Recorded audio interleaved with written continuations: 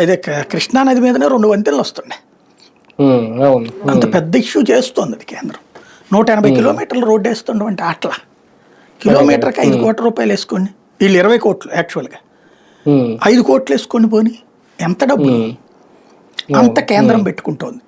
ఇక్కడ key point కాబట్టి maybe ఇంకా అదనంగా ఇస్తే ఒక 7-8 వేల కోట్లు ఇస్తారు, మాక్సిమం 10,000 కోట్లు ఇస్తారు. అంటే నిన్న ఆంధ్రజ్యోతిలో రాసింది ఏంటంటే మొత్తం 78,000 కోట్లు అవుతుంది, అందులో 10,000 కోట్లు ఇమీడియట్ గా గ్రాంట్ విడుదల చేయాలని చెప్పి కోరారు ఆర్థిక మంత్రి నిర్మలా సీతారామన్ గారిని. ముందు ఆ 10,000 కోట్ల కోసం వీళ్ళు వెయిట్ చేస్తున్నారు అన్నట్టుగా. అంటే రేపు పొద్దున్న ఏమన్నా రాజధాని విషయంలో స్లో అయినా, ఒకవేళ అవలైనా కేంద్రం నుంచి డబ్బులు రాలేదు మేము ఆపేసామని అన్న చెప్తారా, అందుకే ఇప్పటి నుంచి ఇదంతానా అని?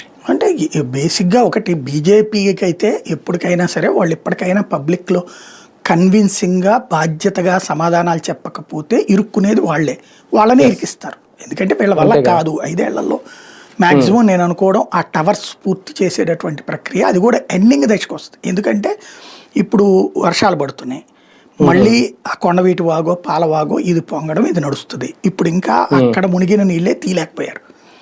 ఏడాది కాలంలో కూడా తీయడం బిగిన్ చేశాక ఇంకా అది నడుస్తూనే ఉంది.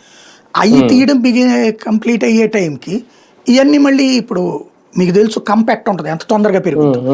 క్రిందసారి కంపకి 95 కోట్లు ఏమో పెట్టి తీయిచ్చారు, ఇప్పుడు మళ్ళీ కంప వస్తుంది, మళ్ళీ ఓ